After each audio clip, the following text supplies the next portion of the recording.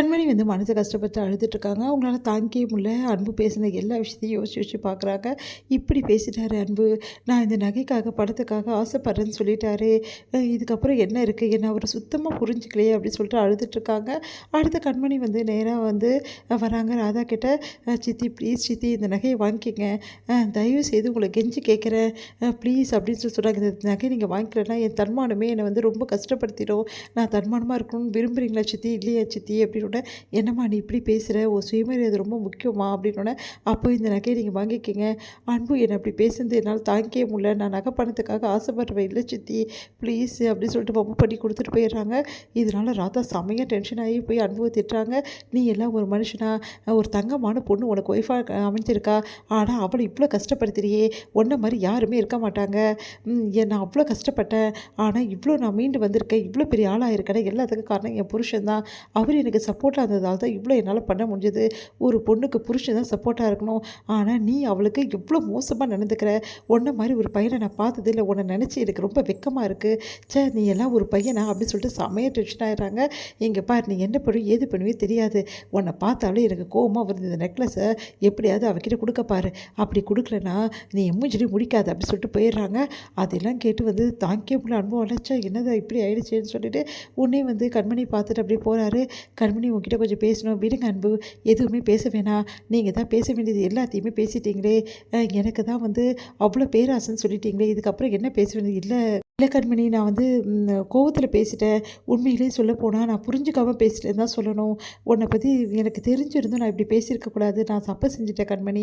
Please தயவுசெய்து sorry, என்னை மன்னிச்சிடு அப்படின்னோடனே அப்படியே பார்க்குறாங்க. நீங்களா சொல்கிறீங்க? நம்பவே முடியும். இது வரைக்கும் நீங்கள் சாரி கேட்கவே மாட்டீங்களே அப்படின்னோடனே, என்ன பண்ணுறது, நான் செஞ்ச தப்புக்கு சாரி கேட்டு தானே ஆகணும். நான் உண்மையிலேயே உன் மனசு ரொம்ப நோக்கடிச்சிட்டேன். உன்னை கஷ்டப்படுத்திட்டேன், எனக்கு புரியுது. ராதா வந்து அத்தை வந்து என்கிட்ட சொல்லும்போது எனக்கு உண்மையிலேயே எல்லா விஷயமும் புரிய வருது. நான் உணர்ந்துட்டேன் தப்பை. சரி, இந்த விஷயத்தில் நான் கண்டிப்பாக உன்னை பேசுனது தப்பு தான் அப்படி சொல்கிறாங்க. உடனே வந்து என்னால் நம்ப முடியல, நீங்கள் இப்படி பேசுவீங்கன்னு நான் நினச்சி பார்க்கல. ப்ளீஸ் கண்மணி, இதுக்கப்புறமா இந்த நகையை நீ வாங்கிக்கணும்.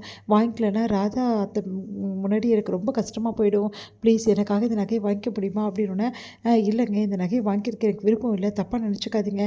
இந்த நகையை நான் வாங்கினேன்னா என் சுயமரியாதை நான் இழந்த மாதிரி அப்படின்றாங்க. ப்ளீஸ் கண்மணி, எனக்காக இந்த நகையை வாங்கிக்கோ ப்ளீஸ் ப்ளீஸ்ன்றாரு. சரி ஓகே, உங்களுக்காக வாங்கிக்கிறேன்.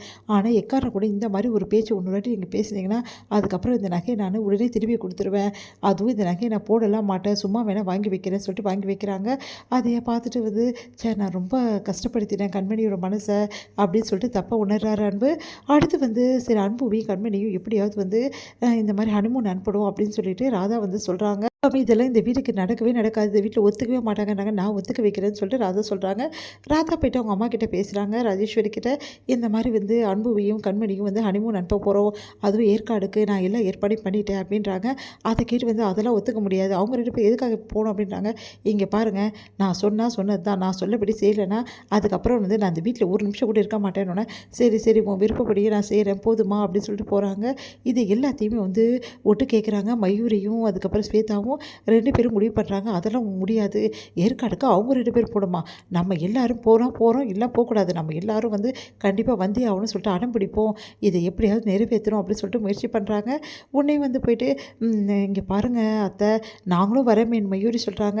ஆமாம் ஆமாம், நாங்களும் வரோம், ப்ளீஸ் சித்தி அப்படின்னு சொல்லிட்டு ஆண்டி அப்படி சொல்லிட்டு சொல்கிறாங்க வந்து ஸ்வேதா. உடனே வந்து அதெல்லாம் இல்லை, அவங்க 2 பேர் தானே புதுசாக கல்யாணம் ஆகிடுச்சு, அவங்க 2 பேர் போடணும், நீங்கள் எதுக்கு வர்றதுக்கா இப்படிலாம் அலையிறீங்க அப்படின்னு சொல்லிட்டு திட்டி விடுறாங்க. ப்ளீஸ் ப்ளீஸ் தயவு செய்து அப்படின்னு சொல்லிட்டு குழந்தைங்களால கிளப்பி விட்றாங்க. அவங்களும் அடம்பிடிக்கிறதால வேறு வழி இல்லாமல் ராதா ஒத்துக்கிறாங்க. அடுத்து வந்து எல்லாருமே கிளம்பி சரி ஏற்காடு போகலாம் அப்படின்னு சொல்லிட்டு கிளம்புறாங்க. இந்த சூழ்நிலை இங்கே அன்பு வந்து இல்லை நான்லாம் வர முடியாது, எனக்கு ஒரு நிறைய ஒர்க் இருக்குது அப்படின்னு சொல்லிட்டு சொல்கிறாரு. அப்போ வந்து சிவகாமி அவரை வந்து சமாதானப்படுத்துகிறாங்க. இங்கே பாரு அன்பு, இங்கே ரொம்ப நாள் கழித்து வந்திருக்கா, அதனால் வந்து நான் அவன் சொன்னதை நான் கேட்டு தான் அவனும், ராதா வந்து ரொம்ப பிரியப்படுறா, அதனால் எல்லோரும் போவோம், அதான் எல்லோரும் போகிறோம்ல, நீங்கள் 2 பேருமே மட்டுமா போகிறீங்க, அதனால் எல்லாருமே போயிட்டு ஜாலியாக வருவோம், இதை நீ ஒத்துக்கணும் தான் ஆகணும், ஒரு வழி கிடையாது அப்படின்றாங்க. பாட்டியும் சரி சரி அன்பு என் பொண்ணுக்காக ஒத்துக்கணுன்னு சரின்னு சொல்லிட்டு அன்பு ஒத்துக்கிறாரு.